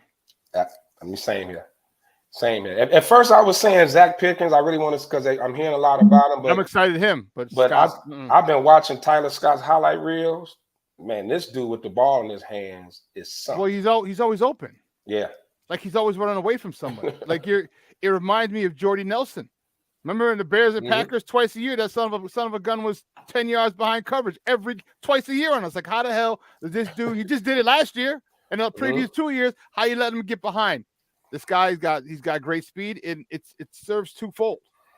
One, if they can't sign Darnell Mooney or Chase Claypool, now you got a guy. If Bayless Jones don't get his act together, now you got a guy. All right, because you can't have 26-year-old because Chase Bayless Jones will be 26. You can't have 26-year-old projects, man. This is the NFL. 26. You should be in your prime at this point, not a project. Exactly. So he's that dude, man. I really like him. I can't believe he was there when we got him. I can't believe that at all. That's what a lot of people are saying is a steal. What the hell is that all about? It was a steal. How you feel? I want to, dude. I'm thinking just, and he's not just a burner. He's a route runner. Mm-hmm. I'm totally impressed with him. I'm really excited to see what him and Justin do. You know, and it really elevates the talent in that wide receiver room, the competition, which is what I want in all position battles, but it really elevates the competition and the level of play in that wide receiver room. Now you got to come with your A game because we got people here. You got youngsters who are ready to go. You got veterans who want a new contract, who may want to stay with the Bears because they like where they're going. Man, at EQ St. Brown, hey, I know they kept you for blocking purposes, but man, if these guys can block it at all, you might be. Hey, that wide receiver room is crowded. I'm sorry. I don't want to interrupt this Bears fest without saying, shout out to the New York Giants on a great draft too. We got a cornerback. We got a cornerback that's going to be that dude. But carry on. I know this is a Bears show. Carry on. Kev, I will say you are absolutely spot on, but I hope he doesn't get the Giants curse. 3 games and then he out. It's a curse. He'll be all right. He's a bad boy. He'll be all right. We've been talking draft and all of that. Now, the Bears got a stockpile of money still. Oh yeah. So, who do you want to see them going after? I mean, you got the kid from Indy. Ngakoue. Yannick. Yannick. Not Yannick Noah. Right. He gonna be on cloud 9 if you get him. You got as a kite. What they say, Frank Clark is out there from the Chiefs. Frank Clark's Carol Lawson from the Jets. I mean, that defense was bananas last year. Leonard Floyd. You even get Darren Payne from the Commanders that's going to be out there. You got Hargrove from the Eagles. I mean, you even got Leonard Floyd out there from the Rams. I mean, there's a lot of players out there. Who do you really want to see? Who do you want to see? Bring Quinn back? What? Just saying, he out there. He's a free agent. Bring Quinn back. I wouldn't mind Quinn coming back. He's familiar. All right. And I think you bring in Robert Quinn back with this influx of talent is going to make him even better. All right, because that pocket's going to be collapsed. Like you're going to dent the pocket. You're going to crush it from the inside. And now you got Robert Quinn. I mean, how many times did we see Robert Quinn get some pressure, but the quarterback just step up and replace where Robert Quinn came from, or move to where Robert Quinn came from because there was no pressure up the middle. Now you got some youngsters, man, who are hungry. You got a nice road. You might have 4 to 6 different rotational guys from the 1 tech and the 3 tech, and some of them are interchangeable. So if you want to go a little NASCAR package or a little lighter package, you know what I mean? It can determine who you put in. I like it. I like it a lot. You know, and I think his familiarity with the team and the coaching staff, and he was like, a lot of guys hated to see him go. He was like the veteran leader. Fan favorite. But the teammates loved him. So even as a locker room guy, he knows the scheme. he kind of already has a relationship with the coaches, and some of the younger players are already there. So Quinn would be a good pickup. Well, Roquan Smith cried, and a week later didn't know he was gone. Facts. Yeah, well, Roquan. So they like him. Roquan is a whole nother story. we talked We're off not air about touching that Roquan. We're not going to touch that one. I'm just saying, man. Now, I do That was like the guy. that free Really, agent that was the pickup. guy. I like the cat that they got from the Titans. Walker Billings. Marcus Walker. Yeah. Walker. That's what I'm saying is like you got like the influx of talent. It's a whole different ball game when you got people. He's really interchangeable inside and out. Yeah, when you get talent, you know what I mean. And we were talking about making people better. Well, we'll stay on the defensive side of the ball. When you got guys that you know can make plays, or guys that are a little better than just average, man. God forbid they start to become good or very good or great. You got guys. I mean, this team is totally revamped. You got guys and people are competing, which is what you want in a football team. They're fighting. They're fighting for spots because they understand what's happening. They understand what's going on the offensive side of the ball. They understand how Justin Fields is going to be the dude in about 2 to 3 years. Justin Fields is going to be that dude. He'll be in the same breath with some of the other top quarterbacks, and you're going to have to mention his name. But now, and right now, you mentioned his name because he runs. You mentioned his name because of runs right now. All right, there's no throw he can't make, and you've seen some of the throws in flashes. All right, and you've also seen a lot of drops. So hey, now you got receivers who ain't dropping that ball. It's going to be a whole. And I think like we talked about before, Sean. Second year in the system, like Bingo. So now he's in this offseason, he's not learning the system. He's actually like working on his craft. The things he's not learning the system. Yeah, Chase Claypool's not learning the system. Yep, they know it. Velus Jones isn't learning the system. Kev, you love to go in on Claypool. I see it in your eye right now. All right, so you got some guys. The newcomers are learning the system, but give me 1 or 2 or 3 guys who have to learn the system, as opposed to the entire offense learning the system, and I'll take that any day. Sean, I got a question. You say he can make every throw. When have you seen him make every throw? At Ohio State? Nope. Give me a throw. Give me talk. You want a deep ball? You want to cross the body? Do you want roll into his left? You want to roll into his right? You want him sitting in the pocket? Which particular throw are you talking about? Because I can go after all of them. You say he can make every throw, and I've seen a man drop back and run for his life. So when is he proved that he can make every throw in the NFL? When has he proved that? He's proved that over his first 2 years. Now he wasn't good how. Because he's. I got to throw a flag, Sean, on that one because he made every throw. The man led the league in rushing as a quarterback and was about to break the all-time record. There's a reason for that. So, Kev. So he ain't proved that he can throw every damn throw. The reason is because he can run. Look, Kev, I get what you're saying. But listen. Y'all don't want to admit this as Bears fans, right? Because y'all like Justin Fields. Hell, I like Justin Fields. But Justin Fields has not proved himself being the dude as a quarterback in the NFL yet. Did I say he was a dude at quarterback? I said you guys are going off his potential and what he can be. He has not proved that he can be the number one dude mentioned with the greats, like you said a couple years down the line, son. He has not proved that yet. And that's unfair for us to be on this dude's jockstrap like he's done that. He is not. You taking Sean's comments way out of context, man, because he has made every throw. Now, has he done it consistently is the issue. That's what you need to say consistently. When has he made every throw? Okay, so let's talk about it. All right, you've seen him with deep balls down the sideline, which are his best balls. Have you? Yes or no? Have you seen those? I have seen it. Okay, have you one seen or two times? So I didn't ask you. But that's a throw. That's a throw that he can make that he's made. Okay. Oh, so if he makes the throw one or two times, then he's okay. But you're saying that you don't know that he can do it. Well, he's shown you he's done it.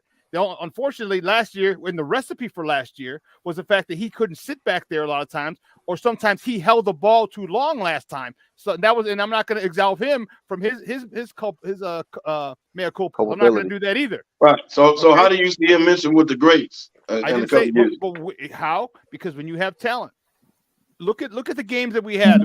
There was about 4 or 5 different games that we could have won. 2 we probably would have won. And 2 or 3 more that we had the opportunity to win that were not Justin Fields' fault. Okay, we're talking about the Chase Claypool where he got pulled down, and on 3rd down should have been pass interference, and then EQ St. Brown has the ball go right through his hands on the 4th down. If you remember that, Justin can't do anything about that. I'm not saying they would have won that game. I agree with that. I'm saying they would have had the opportunity. Then you look at the Vikings game when Emir Smith-Merced, all right, trying to. It was one that possession. Clown. He was trying to show out in front of his old teammates. All of a sudden, his ball gets stripped behind because he's shaking instead of getting his ass out of bounds. That's 2 games. Then the Miami the Niner game, the Dolphin game. Cairo Santos misses the extra point. We lose by 1 point. That would have been tied. Would have gone to overtime. That's 3 games. Then you talk about the Commanders. I mean, I can give you games the Giants should have won too. Like I can give you that. We're talking. I'm talking about Justin Fields, and I'm talking about Justin Fields too. And this is it. So he can't throw it and catch it. He's doing everything he's supposed to do. You had Darnell Mooney double clutch that thing against the Commanders on the goal line where if he catches it, touchdown, game over. So Justin Fields is doing everything that he can do. Again, he can't throw it and catch it at the same time downfield. He can't do it. So that's 4 games off the top of my head. I know there's 2 more, but I can't remember. Well, what about when Justin Fields holds the ball and gets sacked unnecessarily? Yeah. That's something you got to work What on. about when Justin Fields misses clean open throws that he should make? Show me he's either holding the ball or he misses the throw. Show me a quarterback. He's either holding the ball or he misses the throw. Can we talk about that? Yeah, we can. Let's talk about it. Because you know what? Everything that he's doing, you name me any quarterback in the history of the NFL who's never missed a wide open receiver, who's never overthrown. Okay, so he's learning. So he's at a spot where he's learning, and he's learning in the NFL game because he doesn't have to run for his life this year. Well, that was the plan anyway, and I don't think it's going to be, again, the same formula, the recipe last year. He'll be able to sit back in the pocket. And you've seen when he's able to sit back in the pocket, you've seen that at Ohio State, what he can do. At Ohio State, yeah. So question for you, for all you guys. Do you see him making that Jalen Hurts jump this year? Do you see you don't for you, kid? You don't have the talent that Jalen Hurts has. Jalen Hurts, they brought in AJ Brown. They brought in AJ Brown. They brought in the Heisman winner from Alabama. Like AJ Brown has some Jalen Hurts has some talent around him. And the Bears don't. DJ Moore, Claypool, that's not talent. Well, you don't throw the ball to Claypool. I want to see you throw the ball to him first. Don't include him until you throw him the damn ball. Okay, don't include him. So would you agree that DJ Moore and AJ Brown? But you can't say that because he didn't throw the ball to Brown before he got there either, and he already had half a season with Chase Claypool. So now he didn't throw the ball to Claypool. So I'm not including Claypool until you throw him the damn ball. Well, so let's not count him name wise because you don't throw him the damn ball. Claypool didn't know the offense either. You know how hard it is to come in mid-season and learn so the offense? So 5-6 games, he still don't know. He out there, but he don't know the offense. So we're not going to throw the ball. Yeah, you know how long it takes to learn the offense? Stop. Don't do that. Stop. Then explain to me why that same offense is having a problem with a veteran quarterback in Seattle. Same offense, the offensive coordinator from Green Bay is in Seattle. You had Russell Wilson, you had DK Metcalf, you had Lockett. So you had 2 good receivers. So why was that? So don't discount the fact that offense is difficult to run to learn. When you got a Super Bowl winning quarterback, you got a first round talent in DK Metcalf. So y'all making an excuse. Y'all making an excuse that y'all didn't throw Claypool the ball. But now all of a sudden you fitting them in this year's plans. Stop, man. Stop. The man was out there. Clearly was one of the best receivers on the team, and you didn't throw him the damn ball. And now y'all gonna say, "Well, he didn't know the offense." I agree. Stop. No, I agree. He needs to get the ball more. This year. He gonna know the offense this year. Stop. Yeah, you had a 5 or 6 games or 7 games, whatever. You had an off season. Yeah, no, and Stop. trust me. Stop. And now Stop. he's not going to be required to be the man. He's not, and that's going to help him a lot. DJ Moore's the DJ dude. Moore took that. As soon as he stepped in the building, I agree with that. DJ Moore is your best wide receiver. I agree with that. So now you got. So now, so who you going to double? Who you going to shade? Who you going to bracket? Who ain't gonna double? Nobody. See, okay, go ahead. Don't double DJ. Right. Do Don't double DJ Moore. And watch what happens. Don't double DJ Moore, please. I double dog there. Well, Justin Fields got to throw on the ball, and we gotta see this work, man, because he didn't have an offensive line last year while he led the league in running. He didn't have an offensive line, so we got to see this work. The potential of it working, I agree with you guys. Yes, but we got to see it work. We got to see him step back in the pocket, have the time to throw the ball, and let's see him go after DJ Moore. Let's see he still got Mooney. Let's see him include Claypool, who finally know the offense. Negro. Let's see it happen.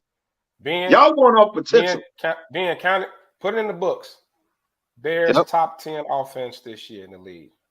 I don't know this year. I'll say 24. Now all of a sudden they're top 10 offense. Negro down. So I'll say 24. Top 10. 24, Damani, I'm right next to you. Hell, I might even be in front of you. This year, I'm not.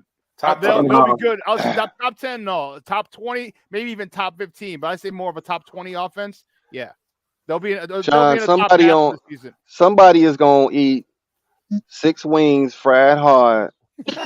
You want heavy lemon pepper or light, right? Whatever you want. We want to hear you say it. Mild sauce on the side. Hey, we giving him mild and hot. So just remember this, Kevin. Louder. We're gonna flash back to this show in May. Yes. And we're gonna mark it down. At least what? October? We got to talk about what? October? Because you got to give it a month. Around October. We're visiting October. Yeah, we definitely coming back to this. Yeah. And you know what's gonna help? You know what's gonna help him? Roschon Johnson, Deontay Foreman, Khalil Herbert. That run game, I'm telling you, that run game is going to be nasty. You saw Khalil Herbert's not a nasty runner, he's a powerful runner. Deontay Foreman is a nasty, powerful and nasty. Roschon Johnson, from his tape at his film over at Texas, is a nasty runner. That's gonna help. It's the reason why dude got traded out of Atlanta, though. Like, I mean, he became a reason. Carolina. Well, it's a reason. Not the. I know you're talking about Freeman. I'm talking about Freeman. Yeah, Foreman when they traded the running back out of Carolina, went to San Fran. Damn. White boy. McCaffrey. When they traded McCaffrey, Foreman went nuts. He went ham. Foreman went nuts.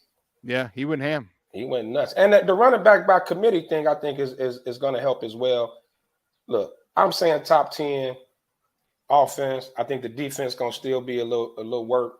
I don't think they won't be as bad as last year. No, definitely not. They'll be way better than last year. They won't be very good, but that's a big window. Right. That's a really big window. They're going to be a hell of a lot better than they were last year, but they're going to be nowhere near great this year. And that bar was set pretty low last year. Very low. It was a very low bar. You can't get lower than 30 than last. Right. You really can't. But if they can, like we saw the potential with them, that 6-game stretch running off 30 points a game. I think this offense this year, with the second year in the system and the additions that they've made, the improvement of the offensive line, that's why I'm predicting top 10 offense. Now, I'm saying it's going to be a Super Bowl and nothing like that. I think this offense is going to be exciting to watch. Okay, good luck with that. Well, here's the good part that I'm excited about is that a lot of times we're not going to have. I don't anticipate, or put it this way, we're going to have a lot more short fields, no pun intended, or pun intended if I want, because of that defense. I think the fact that secondary was the strength of our team at the end of the season last year. I mean, you saw how many pass breakups they had, a couple picks, but more than anything, pass breakups. That's with no pass rush. All right, that was with no pass rush. And these guys, I mean, it's not getting twisted, man. They were getting their ass handed to them. Kyler Gordon was getting picked down like a son of a gun all the beginning, first half of the season because he was new. All right, but then at game 10, game 12, all of a sudden he started making plays. He's and not saying interceptions, but making plays, PBUs, pass breakups, solid tackles, not going to dislodge the receiver from the ball. We're gonna now that we're gonna have a pass rush again. It's not going to be the world's greatest pass rush. Not going to be the New York Sack Exchange from the Jets. Not going to be the '85 Bears. All right, but it's going to be a better pass rush than we had again, which was very low. We're going to get a few more picks. We're going to have a few more short fields. All right, and that makes a whole bunch of difference. All right, when you have 40 yards, 60 yards to go, as opposed to 75, 80, and that's going to be. And then now we got receivers that we can go get. We can because what are you going to do? You're gonna stack the box, okay? Well, it means you can't double team DJ Moore. Breaking news! Nick Foles looking for work after being cut by the Colts after his first season. Hey, Kev, y'all need a backup? In other news, no, we gonna bring him back to the Bears. In other news, mild sauce tastes good on fried chicken. Carry on. Bring him back to the Bears. I think we should. What they need to do, they need to go after a defensive end. And I don't know about Chase Young. I love Chase Young at Ohio State, but he can't stay healthy. Yeah, his coming rookie off year, those 2 injuries or 2 rookie years. year, you know what? good. Y'all know he needs to Washington did not sign him for an extension. Y'all know that, right? That's why they're talking about trading him. Change of scenery does wonders. Well, it's not about his play. It's never been about his play. It's never. No, but I'm just saying, change of scenery. Maybe that's a maybe. That's a what if. You just can't predict injury, and that's the only thing. Is like since he's been injury prone, that's the thing that worries me. If he wasn't injury prone, man, I'd say hell, get all over it. He wasn't injury prone, they would have signed him. Yeah, but you know what? The Redskins got a stockpile of that defensive line. They got to make a choice. They got a defense. Yeah, but I'm saying they got to make a choice. They tag Payne. Right. They got to try to figure that out. Well, they gave dude his money. Somebody. Yeah, the other guy they gave money to. So yeah, they got a stockpile there. But they got to do something. I'm more in favor of signing a veteran free agent over giving up picks to get Young or whatever, even if it's a 4th, 5th rounder, because I think Poles does great in those rounds. So I want to keep those picks as much as possible. If you could sign, I'm not a big Leonard Floyd guy, even though he was better. He was better than with the Rams with Aaron Donald in the middle. Y'all would bring Leonard Floyd back if he's available. Yes, y'all would. I'm saying he's not my choice. He's not my choice. I can put you on the line with him. Y'all want to bring him back? And you'll be great. Like if he's out there, y'all want to bring him back? Depend on the options. Sean, y'all want to bring him back? What if he's the last? I mean, you ain't got to pay him a boatload of money. He's gonna come in and understand he is what it is. Right. But I bring him back to the last resort, last 1 or 2. You know, if we and anybody else, like put it this way, he's like my 3rd or 4th call. Yeah. So he could come back. I'm just saying he's my 3rd. Just so you know, like he knows, like you weren't our first pick, baby. Sorry. That's what I say. He gonna understand it is what it is. But if he's like, man, I'm gonna go back to the Bears. It's the Bears that the Chargers are gonna cut Khalil Mack by June 1st. So yeah, but that's the money issue though. That's the money. That's the money. That's what I'm saying. So Matt could come back. I mean, he may be out there. Here's the thing that I like. If you don't get a stud defensive end, okay, we got 2 first-round picks next year, dog. And if we can't get it here this year, no problem. You do what, man. When the last time it was 2 weeks ago? Remember, I think I even said it on this show. Then you build up the interior, the 1s and the 3s, where you get rotational guys, all right, a whole bunch, and then next year when we get that, hey, let's pray for Carolina. You know, you never play for bad circumstance for anybody, but damn it, let's go Carolina. Let's go 1-16. You get one of those top picks. Now you get your choice of the top defensive end that fits your system in the league next year. You got those things. Got those things. That's true. So, you know, you don't need, again, you can't get everything in one draft. This is not a one draft, solution. You can't fix it in one draft. So you get what you can here. Get what you can here. Get a stopgap at defensive end. All right. And then you go back and get the next best 4-3 defensive end coming out next year. And we'll go from there. Because next year, now you start competing for the division title. Like legitimately, and possibly the NFC. It's going to be tough. You still got Philly. You still got San Fran. You got a whole bunch of other teams. But now we'll be in that conversation in 24. Not this year. And 24 moving on, 24, 25, 26. You're not going to be in the conversation at 24. That's next year. Yeah, we will be. You ain't gonna be in that conversation by next year. Bro. 23. This season's 23. Kev, you the ultimate Bears hater, man. We love you for I'm it. just saying, man, you ain't gonna be in a conversation with San Fran and all them by next you year. keep the conversation going by your haterism. Look, man. But wait. So you're when building. was Philadelphia in the conversation? Were they in the conversation 2 years ago? Nope. They were not. Philadelphia went out and got a murder for hire were they in the in 1 year. That's how they got there. Were they in a conversation 2 years ago before they went to the Super Bowl run? This offseason? Listen. Philadelphia went out not drafted. Same playbook, Lefty. Same playbook. No, it ain't the same playbook. No. Philadelphia went out and got veteran players, and they loaded the squad. So, of course, they had a good year last year because they loaded the squad. The Bears are doing it draft. They got a couple free agents, but they doing draft. Philadelphia did free agents. That's a whole different thing. Free agents is not over with, Kev. Philadelphia did all free agents. But again, let me ask you the question. The same question that I asked you a minute ago. Was Philadelphia in that conversation to the NFC elite 2 years ago? Not before they went and did the free agent thing, man. We're not in that NFL elite conversation yet either. We're not. And you're not. I'm not. And you won't be by next year. And I believe, and yes, I believe we will, because there's a thing. Justin Fields isn't that dude yet where he's going to make everybody better. In 24, he's going to start to be on that path. There's quarterbacks: Tom Brady, Patrick Mahomes, Drew Brees. Those guys make everybody around them better. Justin Fields isn't there yet. He's progressing. He won't be by next year though. In 24? And no. Now, if you give me 25, 26, I could go with and you. it's going to be about 24 year on the line too. But Justin Fields won't be in that conversation by next year. But I said he'll be on 24. He'll be in progress. He'll be en route to that person. Hey, Kev. And think about where that's going to take us. We said we have a step forward this year, and then he's at that. Man, I'm not hating, man. I'm just I need it. So I got to get logic to Bears talk. Hey, Kev, there's logic here. Kev, I got a gift card at your favorite chicken restaurant for you to keep in your back pocket because you're getting this crow. Y'all told me Justin Fields was gonna be that dude last year. He was, and he ran for his life. But he was that dude. So now he gonna be the dude next year in the same conversation. Okay, Kev. Quarterbacks in the league. Let me ask you this question. Next year. 24, no, 25. He's gonna be en route. He'll be in that second tier because he'll be able to do everything in that second tier. See, we're arguing the same point. I'm not saying he's gonna be that dude. I got a question for Kev. He's gonna be underneath that. For Kev.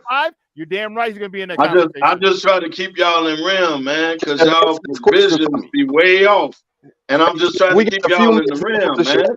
I got a y'all question gonna for you. Me next year. I want you to answer this question honestly. Yes, sir. Would you take Justin Fields if you had the opportunity right now to take him over your boy? Would you take him over Daniel Jones? Yes. I'll take Justin Fields over Daniel Jones, of course. All right, that's all I need to hear from you. Hey, we love you, Kev. That ain't what the hell does that mean? But what does that mean exactly? Why would you take him over your current quarterback right now that they just paid him a bag? Why would they paid him a bag because we take care of our people. Why would you take him over your bag, and it's only a 2-year contract? Hey, your bag ain't came up yet. Your bag ain't came up yet, so just wait on it. Kev, I'm placing this order with Sharks now for January 1st. 100 wings crow, extra lemon pepper. I'm gonna get you 100. I'm gonna get you 100 for the whole season. Get you a pan of wings. Get you a nice pan of wings. I placed the order. The order's been placed.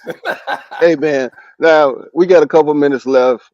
I did want to pose this question, man. What are y'all thoughts on Lamar Jackson saying that he's throwing over 6K yards this year? It's crazy, but it's okay. There's nothing wrong with it. First of all, he needs to get his hair together. That's number one. Number two, you're not throwing over 6. Like they got him some wide receivers, and they got the offensive coordinator from Georgia, so he'll be throwing the ball more. I'll give him that.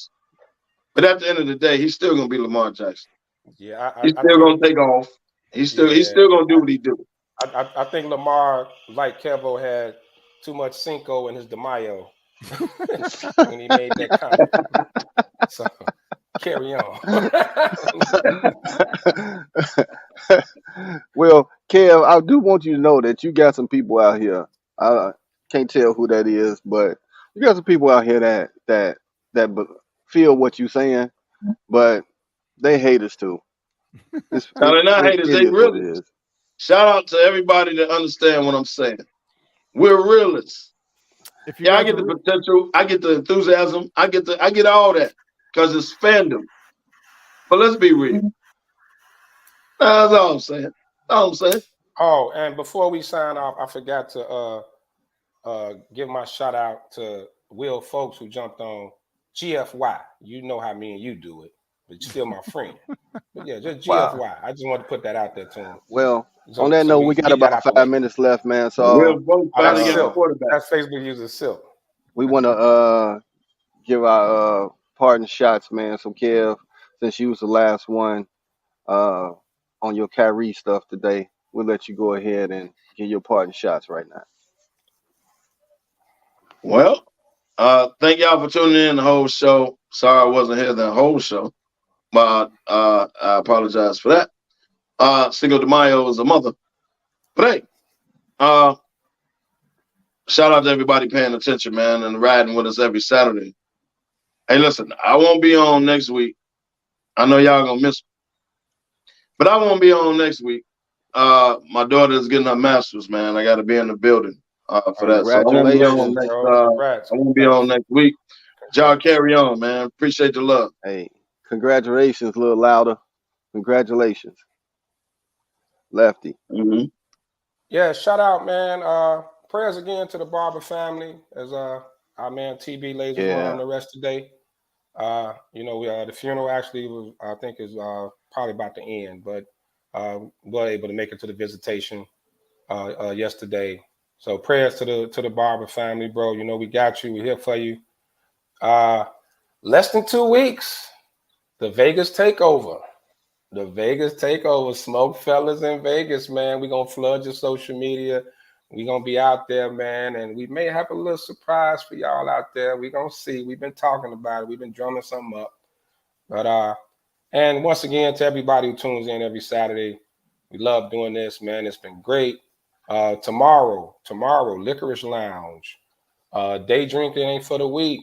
Co-hosted by the SmokeFellas, celebrating our man Sweet's birthday.